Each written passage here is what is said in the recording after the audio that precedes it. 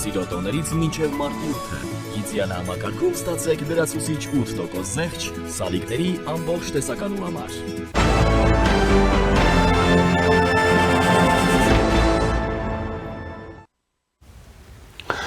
Հայաստանում խաղաղության կամուրջ նախաձեռնության շրջանակում անցկացվել է երկկողմ կլոր սեղան Հայաստանի ու Ադրբեջանի քաղաքացիական հասարակությունների ներկայացուցիչների մասնակցությամբ, բացի խաղաղության կամուրջ նախաձեռնության հիմնական մասնակիցներից, այս կլոր սեղանին ներգրավված են եղել նաև երկու կողմերից մասնակիցների ավելի լայն խումբ։ Ադրբեջանական պատվիրակությունը Հայաստան է եկել ցամաքային սահմանի,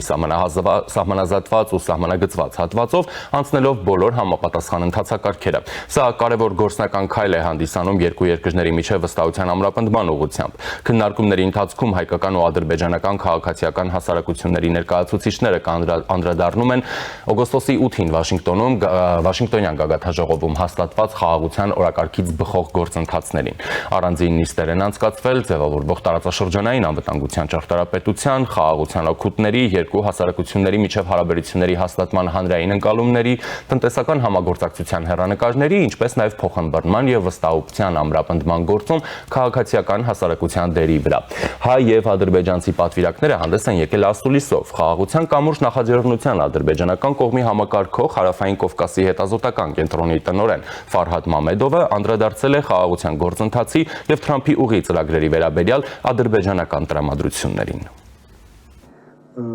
Параметры мира, вот что важно. И какой он будет. Это очень важные элементы, потому что мы сталкиваемся и со скепсисом в общественном мнении, потому что не ясны параметры мира. Не будет так, как было в советское время, а будет по-новому. И сегодня, когда реализуется уже экономическое взаимодействие между странами, когда есть диалог высокого уровня между правительствами, между лидерами страны, когда меняется эта геополитическая конъюнктура, и она меняется не в лучшую сторону, однако, когда общество видит, что появляются новые войны, новые угрозы, но между Азербайджаном и Арменией крепнет мир, это создает благоприятные условия для того, чтобы общество приняло бы данную мирную повестку. Что касается проекта ТРИП, связь с Нахчеванской автономией для Азербайджана очень важна. И в этом отношении правительство Азербайджана проводило большую работу, инфраструктурную работу. Она вот в середине этого года уже завершается строительство железной дороги до границы с Арменией. И важно, чтобы она продолжилась бы по территории Республики Армения. На сегодня есть договоренности по этому проекту. Здесь решаются несколько задач. Первая задача – это обеспечение выхода на Нахчеванскую автономию с территории Азербайджана. И второе – это, конечно, международные перевозки, которые должны создать основу для экономического процветания, создания новых рабочих мест. Լրագրողի հարցին, որ եթե Հայաստանի սահմանադրությունը չփոխվի, ինչ կլինի գործընթացի հետ, Մամեդովը նշել է. Был предложен азербайджанской стороной основные 5 принципов еще в 2022 году, где закреплялся принцип территориальной целостности, где закреплялся принцип неприменения силы. Это является основными гарантиями безопасности. Наряду с этим президент Азербайджана, он после встречи в Абу-Даби сделал мирную повестку, то есть мир с Арменией, частью своей внутриполитической программы и деятельности. То есть об этом говорится последовательно, прямолинейно и предпринимаются конкретные шаги в этом направлении. Азербайджан не старается что-то кому-то доказывать. Азербайджан предпринимает действия. И я думаю, что вот те контакты, которые сейчас есть на политическом уровне, экономическом уровне, на уровне третьих стран, которые свои взаимоотношения портили с Азербайджаном и с Арменией соответственно, а сейчас их нормализовывают. с подачи этих стран. То есть, например, у Армении не было отношений с Пакистаном. У Армении с Саудовской Аравией не было дипломатических отношений. Этот процесс требует времени и последовательности. И мы видим, что на сегодня мирная повестка на политическом уровне, экономическом уровне и на уровне общественного восприятия. Нужно делать шаги? Да, нужны, чтобы мы продвигались бы вперед. У каждого эксперта может быть своя какая-то точка невозврата, да, от мирной повестки. Քաղաքագետ Արեգ Քոչինյանն էլ հավելել է, որ բացի հրապարակային շփումներից կողմերը լուրջ տնային աշխատանք են կատարում, երկու կողմերն էլ ունենում են փակ հանդիպումներ քաղաքացիական հասարակության փորձագետների հետ։ Գործընթացը ոչ միայն այս հանդիպումների տեսքով է տեղի ունենում, այլ նաև բավականին լուրջ տնային աշխատանքով, նշել է Քոչինյանը։ Բորիս Նավասարդյանն էլ նշել է այս ձևաչափի կարևորության եւ անհրաժեշտության մասին։ Իդեպ առաջիկայում նախատեսվում է Հայաստանի ու Ադրբեջանի սահմանազատման հանձնաժողովների հանդիպում։ Այս մասին ասուլիսում հայտնել է օրեր առաջ կայացած հայ-ադրբեջանական կլոր սեղանի հայկական կողմի ներկայացուցիչ Նարեկ Մինասյանը, հաշվի առնելով, որ նախորդը Ադրբեջանի տարածքում էր, ամենայն հավանականությամբ հաջորդ հանդիպումը կլինի արդեն Հայաստանում։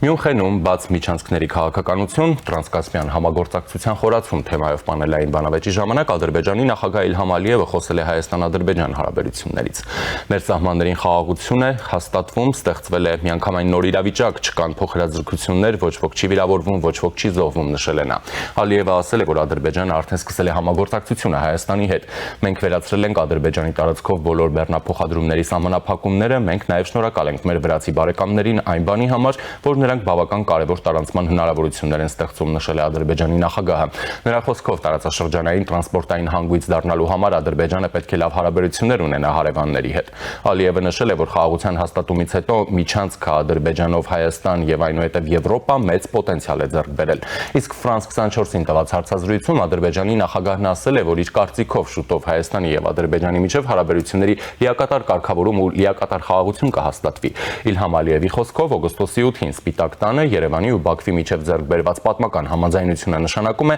որ հակամարտությունը ավարտվել է։ Եվ այժմ զրուցելու եմ հայկական խորհրդի փորձագետ քաղաքագետ Սամվել Մելիքսեթյանի հետ։ Ողջույն, պարոն Մելիքսեթյան, շնորհակալություն միանալու համար։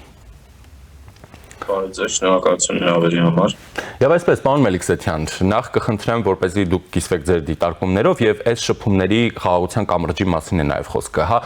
սրանց առհասարակ նպատակների եւ արդյունքների մասին։ Ինչ չափելի արդյունքներ մենք կարող ենք ունենալ այս գործընթացից եւ որքանով է այս գործընթացը համահունչ երկու երկրների կառավարությունների քաղաքականությունների հետ։ Այստեղ իհարկե երկու արդեն կարող ենք դատել երկու հանդիպումներից, որ եղել են, առաջին հանդիպումը առաջին ցիկլը եղել է 5-5 ձևաչափով, հիմա արդեն խոսքը 20 ձևաչափի մասին է, այսինքն ընդլայնվել է մասնակիցների քանակը, նաև գիտեք, որ այս ձևաչափի շրջանակներում ներքին հանդիպումներ են լինում, ադրբեջանցի մասնակիցները հանդիպում են իրենց ներքին լսարանի հետ, քաղաքասարակության եւ նաև ուղղակի բնակչության տարբեր խմբերի նույնը նախատեսվում է նաև հայկական կողմից, կարելի է նաև քննարկումների այս արդյունքից ասել, որ իրենք ավելի բազմազան են դառնում թեմատիկա առումով, ինչը բնական է, քանի որ նոր մարդիկ են ներգրավում, նոր թեմաներ եւ նոր գաղափարներ են առաջանում, ես կասեի, որ սա առայժմ մենք ունենք զարգացող գործընթաց, կարող ենք այդքանը ասել, իհարկե պետք է նշել, որ այս գործընթացը նաև հստակ կախված է քաղաքական զարգացումներից, այսինքն ինքնուրույն չի եւ առաջնային չի այդ առումով, որտեղ քաղաքական ձևաչափն է առաջնային եւ քաղաքական այդ ձևաչափի փոփոխությունները կարող են նպաստել, որ ինքը ավելի մեծ զարգացում ունենա եւ իհարկե տարբեր հարցեր կան, այդ թվում նաեւ գալիք ընտրությունները Հայաստանում, որից հետո կշարունակվի արդեն այս տրամաբանությամբ հայ-ադրբեջանական հարաբերությունների կարգավորումը թե ոչ մի քիչ հարցական է եւ հետեւաբար այս գործոնը նույնպես կա։ Ես կասեի այն, որ այս ձևաչափը իսկապես օգտակար է հասկանալու հակառակ կողմի տրամադրությունները, ընկալումները, հասկանալու նաեւ ինչ սահմաններում եւ ինչ հարցերում մենք կարող ենք իսկապես օգտակար լինել նաեւ պաշտոնական գործընթացին եւ նպաստել հասարակություններում նաև գործընթացի ըմբռնմանը, նաև ինչ-որ փոխադարձ կապի խնդիրը կա, այսինքն նաև փոխանցել մեր հասարակություններում առկա մտավախությունները, խնդիրները, անկալումները եւ ասարմով ձևաչափը դեռ սկզբնային շրջանում է, բայց ձևաչափը կարծում եմ հեռանկարային։ Պարոն Մելիքսեթյան, այո, դուք նաև ներքաղաքական իրավիճակի մասին նշեցիք, ես էլ սկզբում տարբեր ուժերի մասին էի խոսում, իհարկե այդտեղ ակնարկը նաև այս թեմային էր վերաբերում, բայց ինչու պետք է հարցական լինի ընտրության արդյունքից կախված Հայաստան-Ադրբեջան կարգավորման գործընթացը, եթե որևէ քաղաքական ուժ հանդես չի գալիս, այսպես ասենք, հարաբերությունների չկարգավորման օգտին։ Հարաբերությունների դա նույնն է, ոնց որ քննարկենք, ասենք, ոչ մի քաղաքական ուժ չի խոսում, որ ինքը գնալու է պատերազմի, եւ եթե դուք նայեք պատերազմ հայտարարած երկրների խոսույթը, իրենք ասում են, որ իրենք խաղաղության համար են սկսում պատերազմը, եւ սա այն յուրահատկություններից մեկն է, որ ոչ մեկը չի ուզում ոչ կառուցողական դիրք ունենալ, բայց իրականում այս բովանդակությունը շատ կարևոր է, ինչպես են իրենք պատկերացնում խաղաղության գործընթացը։ Հիմա Ադրբեջանում ուժեր մարդիկ կան, որ խաղաղության գործընթացը պատկերացնում են, որ իրենք հասել են ամեն ինչին, ինչ ուզում են, եւ պետք է Հայաստանի հետ սահմանները փակ մնան, որովհետեւ հայերը այնուամենայնիվ վտանգավոր ժողովուրդ են եւ իրենց պատմությունը ապացուցել է, որ հայերը ինչի կարելի է վստահել, հետեւաբար թող փակ սահմաններով ավելի վերահսկել է ստեղծած պայմաններում, զրկեն նաև Հայաստանը ինչ-որ զարգացման հնարավորությունից, բայց պատերազմ, ինչ-որ սահմանին, ինչ-որ լարում եւ այլն չլինի։ Ուղղակի իրենք հասել են այն ամեն ինչին, ինչ ուզում են եւ դրանով բավարարվել։ Հիմա Հայաստանում մեր կարգավորման ուժեր, որ ասում են, մեր կարգավորումը պետք է լինի ինչ-որ թրիպի շուրջ նոր պահանջներով կամ սահմանազատման հետ կապված նոր հարցադրումներով կամ Լեռնային Ղարաբաղի հայերի իրավունքի վերադարձի ամրագրելով եւ այլն եւ կարծում եմ դրանք այդպիսի կետեր են, որոնք իրատեսական չի դրանց իրագործումը, հետեւաբար դրանք վերել են նոր հարաբերությունների լարման կամ կոնսերվացման, այսինքն այնինչ ես նկարագրեցի, այսինքն մենք չենք ունենա հավանաբար ինչ-որ վատ սցենարներ զինված բախումներ եւ այլն, բայց նաև ինչ-որ զարգացում չի լինի։ Հետևաբար կան տարբեր մոդելներ զարգացման հարաբերությունների եւ նաև այս ձևաչափով հիմա միակ ուժը, որ խոսում է այս սկզբունքներով, որ նաև ընդունված են արդեն խաղաղության պայմանագրի, համաձայնագրի տեքստի կետերով եւ սահմանազատման օրինակ կանոնակարգի տեսքով օգոստոսի 8-ի պայմանավորվածություններով Հայաստանում այնուամենայնիվ մեկ կամ երկու քաղաքական ուժ են, որ աջակից են, մյուս բոլոր ուժերը ինչ-որ վերանայման կետեր են տեսնում այդ ամենի մեջ եւ ես կարծում եմ իհարկե որ սա էականորեն կարող է հասնել պրոցեսի զարգացման վրա։ Իսկ մասնավորապես օրինակ Մյունխենում Ադրբեջանի ղեկավարի դիտարկումները, օրինակ Ալիևի մասով մեկ լինում է դիտարկումները Բալկանին, այսպես ասենք, զուսպ են լինում, մեկ լինում է նախկին հռետորաբանությանն է վերադառնում, պարբերաբար, այսպես ասենք, փոփոխվում է, Այս մասով ինչ կասեք, ինչով է պայմանավորված, այսպես ասենք, հռետորաբանության ոչ ստաբիլ լինելը։ Ես կարծում եմ ինքը ուղղված է նաև տարբեր լսարանների, ուղղված է տարբեր պայմաններից ելնելով։ Մենք գիտենք, որ նաև Ջեյդի Վենցի այցի ժամանակ Ադրբեջանում բարձրացվել է օրինակ հայ ռազմագերիների խնդիրը եւ դրանից հետո մենք տեսանք Ադրբեջանի պաշտոնական հայտարարությունների մեջ կոշտ բավական հայտարարություններ, որտեղ դատական գործը համեմատվեց օրինակ Նյուրնբերգի այդ դատական գործընթացի հետ Նյուրնբերգյան, նույնիսկ ավելի վատ նկարագրվեցին այդ անձիկ, մարդիկ եւ այլն, եւ սա հստակ այն ցուցիչներից է, որ Ադրբեջանը փորձում է կոշտ բնութագրերով, դիտորդներով ցույց տալ, որ ինքը այս փուլում առնվազն պատրաստ չէ այդ մարդկանց վերադարձնել Հայաստան, խոսքը Լեռնային Ղարաբաղի ռազմաքաղաքական վերնախավի մասին է։ Ես կարծում եմ, ես արդեն մի ընդհանուր դրամաբանություն կնշեի եւ որ Ադրբեջանը առնչվում է ինչ-որ միջազգային ճնշման այս հարցերում, ինքը ավելի կոշտ դիրքորոշում է զբաղեցնում, նույնը վերաբերվում է նաեւ հայկական կողմից, եթե մենք երկրորդ թեմա շատ են բարձրացնում, իրենք միանգամից կորստացնում են իրենց դիրքորոշումը։ Սա իրենց, ասես, քաղաքական հոգեբանական յուրահատկություններից մեկն է, որ պետք է հասկանան, բայց ես կարծում եմ նաև, որ այնուամենայնիվ այն դրամաբանության եւ այն ձևաչափը, որ հիմա կա ինքը ենթադրում է դանդաղ զարգացում հարաբերությունների, բայց դրա շրջանակներում օրինակ կարելի է ակնկալել, որ որոշակի զարգացում, ինչպես դուք նշեցիք, սահմանագծման ուղղությամբ, որոշակի զարգացում կոմունիկացիաների եւ առևտրատնտեսական հարաբերությունների,